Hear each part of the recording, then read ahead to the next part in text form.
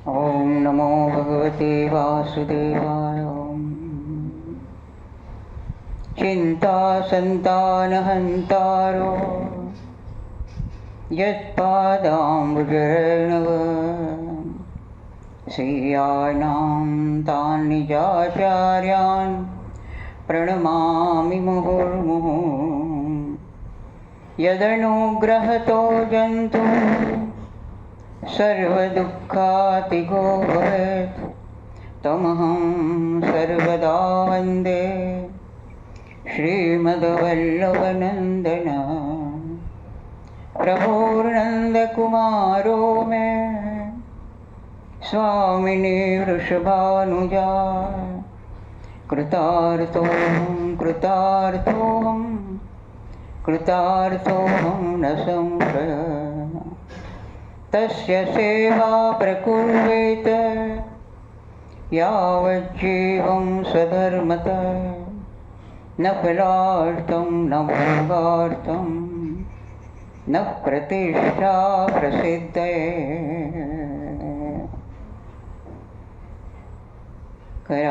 करारविन्देन पदारविन्दं मुखारविन्दे विनिवेशयन्तं। पटस्य पत्रस्य पुटे शयानं बालं मुकुन्दं मनसा स्मरामि। विक्रेतकामाखिलगोपकन्या मुरारिपादार्पितचित्तवृत्ते। दद्यादिकं मोहवशादवोचत् गोविन्द दामोदर माधवेति। श्रीवल्लभाचार्य जय। गोवर्धननाथ की जय। राधा कृष्णाभ्यां नमः। ये युग का जो रसायन है श्रीमद् भागवत, इसमें हम आगे बढ़ते हैं। सनकादि और नारद के संवाद चल रहे थे बद्रीवन में। उन्होंने पूछा कि अब क्या करूं, तो सनकादि ने बोला कि यही उपाय है, भक्ति ज्ञान वैराग्य को पूर्णतः जगाने का यही उपाय है। सनकादि ने आगे बोला, नारद जी आप बड़े विनीत और विवेकी हैं। सुनिए, हरिद्वार के पास आनंद नाम का घाट है। वहाँ अनेकों ऋषि देवता सिद्ध लोग उसका सेवन करते हैं। वो घाट है, इसमें अनेकों देवता सिद्ध लोग ऋषि मुनि वगैरह वहाँ सेवन करते हैं। वह घाट में भांति भांति के वृक्ष, सुनहरे कमलों की सुगंध और सिंह हाथी आदि भी परस्पर वैरभाव नहीं रखते। એટલી પવિત્ર જગ્યા છે જ્યાં ઋષિ મુનિઓ વાસ કરે છે, સાધના કરે છે। પશુ પક્ષીઓ, કમળ ખીલેલા અને જંગલી પ્રાણીઓ વેરભાવ ભૂલી જાય છે એવી જગ્યા છે। गिरनारना કેટલાય સંતો જે અંડરગ્રાઉન્ડ છે એમની પાસે જઈને જોઈએ તો ત્યાં સિંહ અને બકરી કે બકરો કે ઘેટું, પછી સર્પ અને નોળિયો વગેરે જે વૈરભાવથી જીવિત પ્રાણીઓ છે તે બધા પણ વૈરભાવ ભૂલીને ત્યાં સંપીને રહેતા હોય છે। એવા નારેશ્વરના રંગભગતજી મહારાજના કિસ્સામાં પણ એવું જ બન્યું। તેઓ તો સ્વતંત્ર સેનાની હતા, MS યુનિવર્સિટીમાં ભણતા હતા અને રંગ લાગી ગયો તો ફરતા ફરતા હવે નર્મદા કિનારે એને જોયું કે અરે અહીં તો સાપ ને નોળિયો અને મોર ને સાપ ને બધા સાથે રહે છે, સહચર્ય ભોગવે છે। એટલે એમને થયું કે આ ભૂમિ એવી છે કે જ્યાં હું રહી શકું ને સાધના કરી શકું। એવી રીતે આનંદ ઘાટ હતો, તેમાં પણ આ પ્રકારની પરિસ્થિતિ હતી। नारद जी, सनकादि सभी तुरंत गंगा तट पर गए। जैसे ही जाना ऐसे सब लोग गंगा तट पर गए। सभी विष्णु भक्त, सभी प्रकृति यानी नदियाँ पर्वत सब मनुष्य रूप लेकर आ गए। और अब मैं जो ऋषि मुनियों का नाम देती हूँ इसलिए देती हूँ कि मेरी जिह्वा पवित्र हो जाए। भृगु, वशिष्ठ, च्यवन, गौतम, मेधातिथि, देवल, देवरात, परशुराम, विश्वामित्र, शाकल, मार्कंडेय, दत्तात्रेय, पिप्पलाद, योगेश्वर, व्यास, पराशर, जाजली, कौरव, मुनिगण सभी वहाँ आए। इस ग्रंथ में 18,000 श्लोक है और 12 स्कंद है। और शुकदेव जी और परीक्षित का संवाद है। जिसके घर में नित्य प्रति श्रीमद् भागवत की कथा होती है वो घर तीर्थ रूप बन जाता है। अभी हम उसका महात्म्य ही देख रहे हैं ना, इसलिए ये सब हम देखते हैं। हजारों अश्वमेध और सैकड़ों वाजपेयी यज्ञ भी इस शास्त्र की कथा का 16वां अंश भी नहीं है। एक जमाना था जब अश्वमेध यज्ञ, वाजपेयी यज्ञ वगैरह का बहुत मूल्य था, तो ये कथा के सामने वो 16वां अंश भी नहीं है। ओंकार, गायत्री, पुरुष सूक्त, तीनों वेद, 12 अक्षर, 12 अक्षर वाले मंत्र, प्रयाग, संवत्सर रूप काल, ब्राह्मण, अग्निहोत्र, गौ, तुलसी, वसंत ऋतु, भगवान पुरुषोत्तम, इन सब में बुद्धिमान लोग कोई अंतर नहीं देखते। एक और ये श्रीमद् भागवत है, दूसरी ओर ये सब है जो अब हमने देखा, इसमें कोई अंतर नहीं है। वही ओंकार है, वही गायत्री है, वही पुरुष सूक्तम है, वही तीनों वेद है, वही 12 अक्षर है, वही 12 अक्षर वाले मंत्र है, वही प्रयाग है, वही संवत्सर रूप काल है, वही ब्राह्मण है, वही अग्निहोत्र है, वही गौड़ है, तुलसी है, वसंत ऋतु है और वही भगवान पुरुषोत्तम है। भगवान ने उद्धव जी के कहने पर अपनी सारी शक्ति भागवत में रख दी, क्योंकि अंतर्धान होने के पहले उद्धव जी ने पूछा कि आप तो चले जाएंगे, फिर ये पृथ्वी का क्या होगा, यहाँ तो कलयुग आने वाला। तो वे अंतर्धान होकर कहाँ प्रवेश कर गए? भगवान वासुदेव भागवत समुद्र में प्रवेश कर गए। सो ये भगवान की साक्षात शब्दमयी मूर्ति है। ये भागवतम ये भगवान की साक्षात शब्दमयी मूर्ति है। इसलिए आपने अब देखा होगा किसी भी कथा की जो शुभारंभ होता है तो वही भागवत पोथी लेके उसका पूरा सम्मान देके लोग चलते हैं।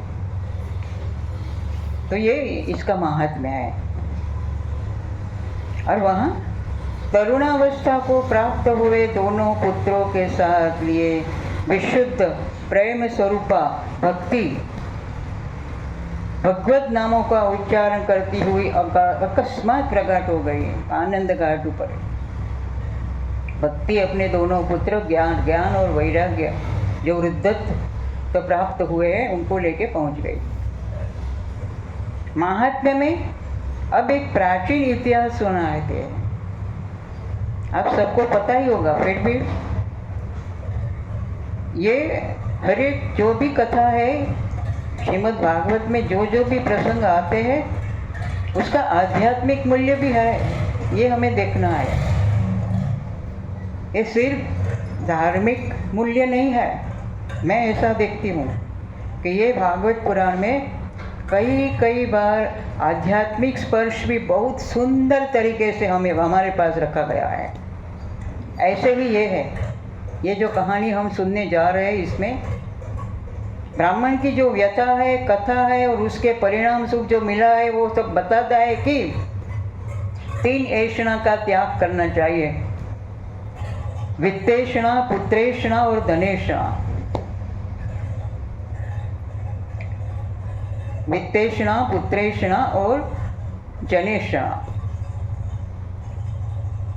પુત્ર હોવો જ જોઈએ તો જ સ્વર્ગ મળે।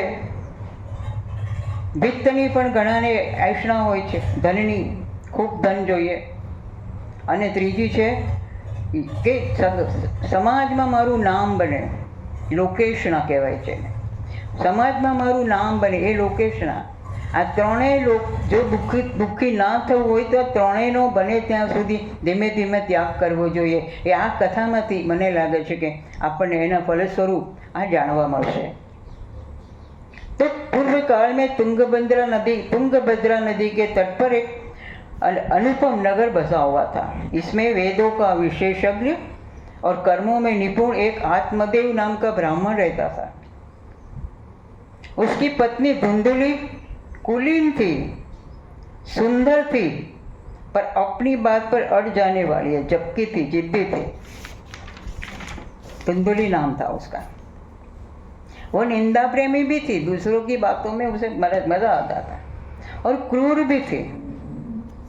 किंतु संतान न होने के कारण ब्राह्मण ने धर्म मार्ग में अपना आधा धन समाप्त कर दिया.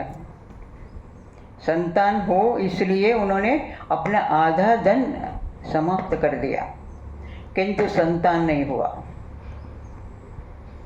एक दिन वह दुखी होकर वन में गया और प्यास लगने से एक तालाब पर गया. प्यास लगी थी, तरस लगी थी तो तालाब पर गया.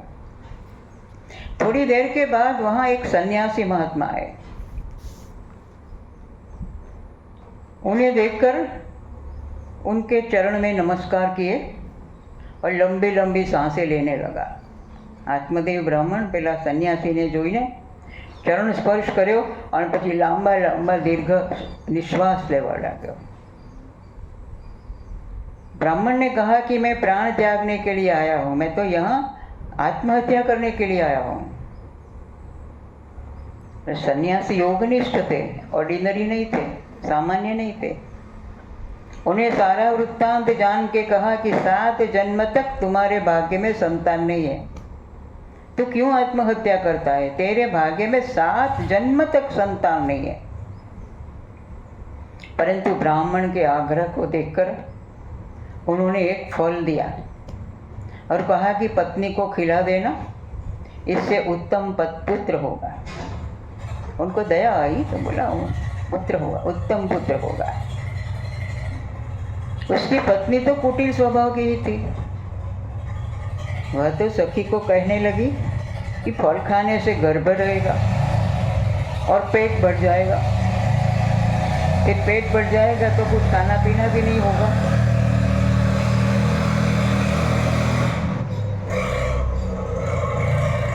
और डाकुओं ने अगर आक्रमण कर दिया तो मैं कैसे भागूंगी ये बड़ा पेट लेके. प्रसव पीड़ा भी असह्य होती है. मेरे विचार से तो वंध्या रहना या विधवा स्त्रियां ये सभी सुखी है. जिसको बालक नहीं है, संतान नहीं है, वो या तो जो विधवा है वो ही सुखी है, बाकी इसमें सब सुख नहीं है. ऐसे विचार से उसने फल नहीं खाया. पर एक दिन उसकी बहन अपने आप ही उसके घर आई. ऐसे ही मिलने के लिए उसकी बहन आई. तब उसने अपना सब वृत्तांत कहा. बहन ने कहा, मेरे पेट में बच्चा है, प्रसव होने पर वह बालक मैं तुझे दे दूंगी. तब तक तू गर्भवती होने का दिखावा कर घर में ही रहे, बाहर मत जाना. ऐसा सबको पता चलना चाहिए कि तू गर्भवती है. तो मेरे पति को कुछ थोड़ा धन दे देगी ना तो वो तुझे बालक दे देंगे. उसका पति भी कैसा होगा? थोड़ा धन देंगे तो बालक दे देंगे. तो मेरे पति को कुछ धन दे देगी तो वो तुझे बालक दे देंगे. लोग मैं बात करूंगी कि ये मेरा बालक 6 मास के होकर मर गया. मैं नित्य प्रति बालक का पालन पोषण करने तेरे यहाँ आऊँगी. मैं कहूँ कि मेरा बालक तो 6 मास का होकर मर गया और मैं ये बच्चे का पालन पोषण करने के लिए, दूध वगैरह पिलाने के लिए मैं तेरे यहाँ नियमित आऊँगी.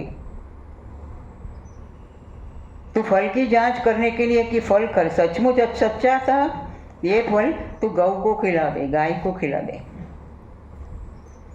जैसा आयोजन था इस तरह ही आत्मदेव ब्राह्मण को बालक का जन्म हुआ ऐसा बताया गया. तो उन्होंने उसका जात कर्म संस्कार करके ब्राह्मणों को दान दिया, बेटा हुआ है। पति को भी यह झूठी कहानी सुना के बहन को नित्य आने दिया। ऐसी कहानी सुनाई कि भाई मेरे पास ये दूध नहीं है, मेरी बहन है, वो उसे दूध वगैरह बढ़ने के लिए जो भी सालनी चाहिए इसके लिए वो आती रहेगी। उसका नाम रखा धुंधुकारी। इसके ठीक 3 महीने के बाद उस गौ के भी मनुष्याकार बच्चा का जन्म हुआ, जो सर्वांग सुंदर, दिव्य, निर्मल एंड सुवर्ण किसी कांति वाला था। बोलो दुधनुली के वहाँ ऐसा पुत्र होता तो कैसा होता, क्या होता, पर भाग्य में नहीं है। उसे धुंधुकारी मिला और ये मनुष्य आकार था, पर इसके ये कान थे वो गोकर्ण थे, गौ के वो ऐसे कान थे, इसलिए उन्होंने उसका नाम गोकर्ण रखा। गोवर्धन भगवान की जय, गोकर्ण भगवान की जय, संत गोकर्णनाथ की जय। उसके लिए भी ब्राह्मण देवता ने सब संस्कार किए। उस बालक को गोकर्ण नाम दिया। उनमें गोकर्ण तो बड़ा पंडित और ज्ञानी हुआ, किंतु धुंधुकारी बड़ा ही दुष्ट निकला, क्योंकि जिसके पिता पैसा दे लेने के, धन लेने के बाद जो बेच सकता है, उसका बेटा कैसा निकलेगा। मुर्दे के हाथ से वो छुआ अन्न खाना लगा, चोरी करने लगा, सब लोगों से द्वेष बढ़ता जाता है, अन्य घरों में आग लगाता था, दूसरे के बालकों को गोद में ले फिर कुएं में डाल देता था। ऐसे उसके कृत्य थे। बहुत क्रूर कर्म वाला निकला धुंधुकारी। वेश्याओं के जाल में फंसकर पिता की सारी संपत्ति नष्ट कर दी। एक दिन माता पिता को मारकर सब बर्तन वगैरह उठा ले जा। उसी समय परम ज्ञानी गोकर्ण जी वहां आए और उन्होंने पिता को वैराग्य का उपदेश दिया। उन्होंने परिस्थिति देख ली और उन्हें संभालने के लिए पिता को बोला कि आप वन में चले जाओ, आपकी आयु हुई है तो आप वन में चले जाओ। और उन्होंने रात दिन भगवान की सेवा पूजा करने से और नियम पूर्वक भागवत के 10वें स्कंद पाठ करने से भगवान श्री कृष्णचंद्र को प्राप्त कर लिया। ऐसे भी वो वेदज्ञ तो थे, संस्कारी तो थे, ज्ञानी थे, पंडित थे, विद्वान थे। और ऐसा हादसा हुआ जीवन में तो निराश हो गए थे। पर उसी समय परमात्मा ने गोकर्ण जी को उसके पास फिर से भेज दिया और गोकर्ण जी ने उपदेश दिया और चले गए 10वें स्कंद का हर पाठ रोज पाठ करके, क्योंकि 10वें स्कंद भगवान का हृदय है। मेरी माता भी हर रोज 10वें स्कंद का पाठ करती थी, मुझे याद है। और उसके चले जाने के बाद मुझे ऐसा लगा कि मैं ऋषिकेश में जाके गंगा किनारे मैंने ही भागवत का उनके पीछे जो पठन किया और इसमें 10वें स्कंद का विशेष प्रेम और विशेष ध्यान लेके पठन किया, और मुझे विश्वास है मेरी माँ की सद्गति हो गई होगी। हर माँ बाप के लिए संतानों को ऐसा कुछ न कुछ करना चाहिए। एक्चुअली तो जीवन भर खुद माता पिता को ही अपने लिए कुछ करना चाहिए, पर संतानों को भी ये फर्ज बनती है, कर्तव्य बनता है। पिता के वन चले जाने पर एक दिन धुंधुकारी ने माता को बहुत पीटा, क्योंकि 5 वेश्याओं को साथ में लेकर रहता था। धुंधुकारी ने बहुत पीटा, कहा कि बता दे धन कहाँ है, नहीं तो मैं जलती लकड़ी से खबर लूँगा, मैं जलती लकड़ी से तुझे मारूंगा अगर तू बता नहीं दे कि धन कहाँ है। वो बेचारी धमकी से डर गई। उसका परिणाम ऐसा ही होने वाला था धुंधुली का। जैसा वो जीवन गई ना, मृत्यु उसे ऐसे ही मिलती है। ये भी बोध पाठ है हमारे लिए। हम जैसे जीवन में कर्म करते हैं, जैसी भावना रखती है, जैसे मनोवृत्ति रखती है, अंतकाल हमारा ऐसा ही होता है। लिख दो।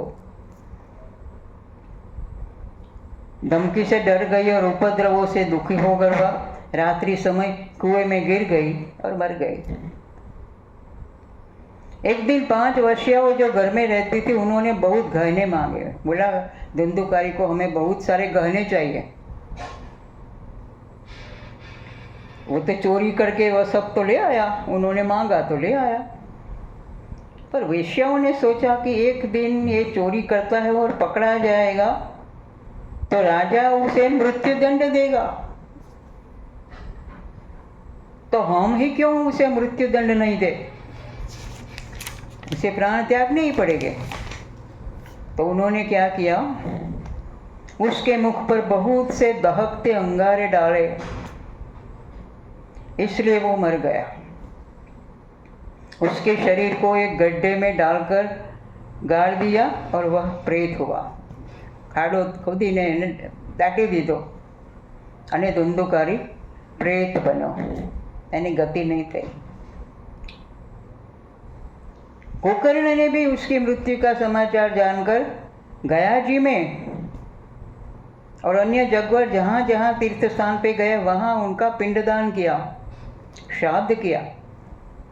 ऐसा माना जाता है कि गया जी में जो श्राद्ध करता है, वो जिसके लिए श्राद्ध करता है उसको मुक्ति मिलती है। एक बार गोकर्ण जी नगर में आए और रात्रि के समय सबसे दृष्टि चुरा के घर के आंगन में सोने के लिए पहुंच गए, क्योंकि जानता था कि अगर लोग जानेंगे तो मुझे सोने भी नहीं देंगे, बातें करेंगे, सत्संग के लिए आएंगे वगैरह वगैरह। तो चुपचाप घर में चले गए। धुंधुकारी ने अलग विकट रूप लिया, अलग अलग रूप लिया और डराने लगा। गोकर्ण ने कहा तू कौन है? जवाब जब नहीं मिला तब उन्होंने अंजलि में जल लिया और अभिमंत्रित किया, उसके ऊपर छिड़का, तो इससे उसको पापों को कुछ शमन हुआ। संत थे ना गोकर्ण, पापों का शमन हुआ और उसने अपनी कथा सुनाई। धुंधुकारी ने कहा कि केवल वायु भक्षण करके जी रहा हूँ, खा नहीं सकता, पी नहीं सकता। गोकर्ण ने कहा मैंने विधि पूर्वक तुम्हारे लिए पिंडदान दिया, फिर भी क्यों मुक्त नहीं हुआ तुम? और दूसरे दिन गोकर्ण ने जो लोग नगर के विद्वान थे, योगनिष्ठ थे, ज्ञानी थे, वेदज्ञ थे, सबने इकट्ठा किया और सबने उपाय ढूंढा कि अगर गया जी में श्राद्ध करने से भी मुक्ति नहीं है तो ऐसी कैसी बात है, कैसा उपाय है जिससे उसे मुक्ति मिल जाए।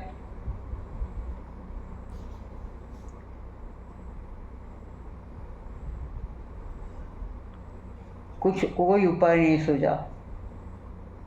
तो गोकर्ण जी ने अपने तपोबल से सूर्य की गति रोक दी। सूर्य को पूछा, सूर्य नारायण को पूछा कि आप बताइए क्या उपाय है। तो उन्होंने दूर से ही स्पष्ट शब्दों में कह दिया श्रीमद् भागवत से मुक्ति हो सकती है। सूर्य नारायण विटनेस है, उन्होंने कहा, इसलिए तुम उसका सप्ताह पारायण करो। और गोकर्ण जी ने सप्ताह पारायण किया। बहुत सारे लोग, बहुत सारे ऋषि मुनि पर और बहुत सारे जो भी गरीब थे, तवंगर थे, सब लोग इकट्ठे हो गए कथा सुनने के लिए। वो प्रेत था ना धुंधुकारी, उसे कोई जगह नहीं मिली, तो वो बांस का वृक्ष था, इसमें घुस गया। और सायंकाल को विराम के बाद बांस की एक गांठ फट गई। हर रोज एक करके 7 गांठ फट गई ये भागवत कथा का श्रवण करके। और वो धुंधुकारी पार्षद रूप में बाहर निकला, दिव्य तेज। तो भगवान के पार्षद उसे लेने आए। तो गोकर्ण जी ने कहा कि ये सब लोगों ने भी कथा सुनी है, इसमें और इसमें क्या फर्क है?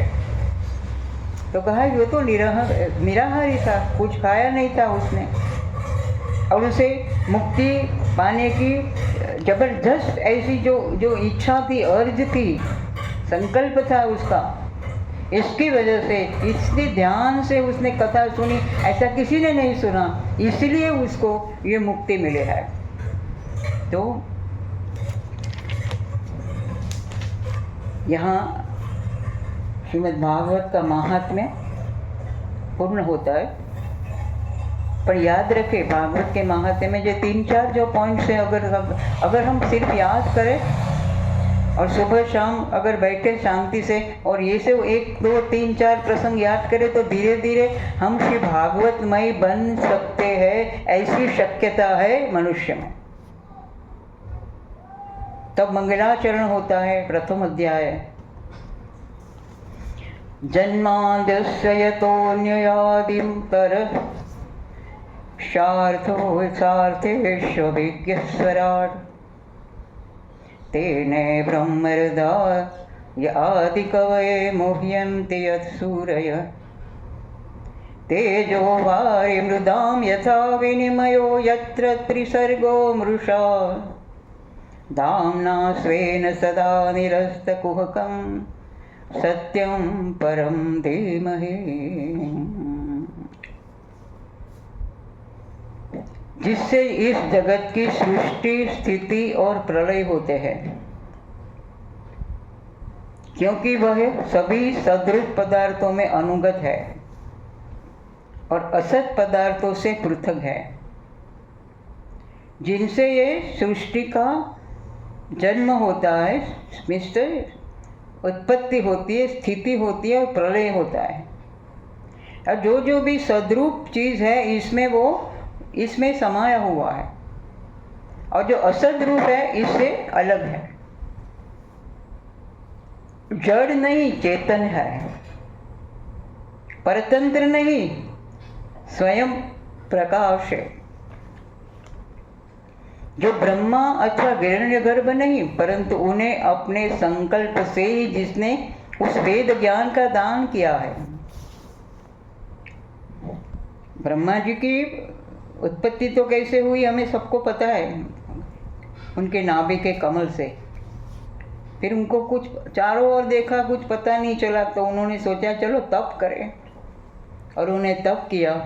तब प्रभु ने आके हंस स्वरूप में आके उन्हें वेदों का ज्ञान दिया, जिसके संबंध में बड़े बड़े बड़े विद्वान भी मोहित हो जाते हैं। जैसे तेजो में सूर्य रश्मियों में जल का, जल में स्थल का, स्थल में जल का भ्रम होता है, वैसे ही जिसमें यह त्रिगुणमयी जागृत स्वप्न सुषुप्ति रूपा सृष्टि मिथ्या होने पर भी अधिष्ठान सत्ता से सत्यवत प्रतीत होती है। हम उठते हैं, सोते हैं, स्वप्न देखते हैं, फिर गाढ़ निद्रा में चले जाते हैं, फिर उठते हैं। यही एक चर्या है, संसार ऐसा चल रहा है। और इसमें ये मिथ्या है, फिर भी उसका जो अधिष्ठान है वो सत्य है, निरपेक्ष ब्रह्म है, इसलिए ये सत्यवत प्रतीत होती है। ये दुनिया सत्य नहीं पर सत्यवत प्रतीत होती है, क्योंकि अधिष्ठान है परमात्मा। उस अपनी स्वयं प्रकाश ज्योति से सर्वदा और सर्वथा माया और माया कार्य से पूर्णतः मुक्त रहने वाले परम स्वरूप, अपनी स्वयं प्रकाश ज्योति से सर्वदा और सर्वथा, अपनी खुद की ज्योति है, वो स्वयं प्रकाश है, इससे वो सर्वदा और सर्वथा, हर हमेश और हर हाल में माया और माया कार्य से पूर्णतः मुक्त रहने वाले हैं। ये सभी जो है वो प्रभु की माया है। मुझे तो कभी कभी आश्चर्य होता है कि माया जो है ये कितनी शक्तिशाली होगी। इतने सारे करोड़ों लोगों का, प्राणियों का और बाकी सब सर्जन का एक अधिष्ठाता होने के नाते वो माया के साथ उनकी शक्ति से मिलके जो काम हो रहा है वो हमारे दिमाग में आता ही नहीं है। It's very difficult to comprehend.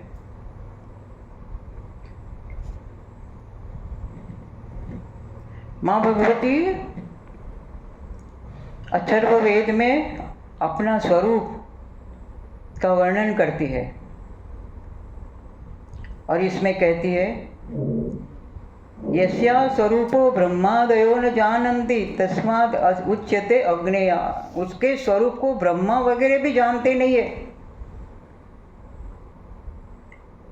यस्या अंतो न लभ्यते, जिसका अंत नहीं दिखता है। यस्या लक्ष्यम नोपलक्ष्यते, जिसका लक्ष्य नहीं दिखता है। यस्या जननम नोपलभ्यते, जिसका जन्म भी नहीं पता चलता है।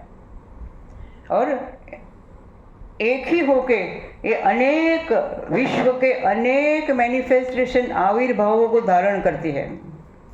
तस्माद् उच्यते अनेका, अतएव उच्यते अग्नेया अनंता अलक्ष्या अजा एका अनेका इति।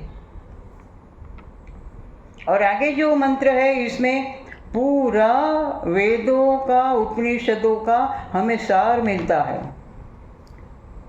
वो सार मिलता है कि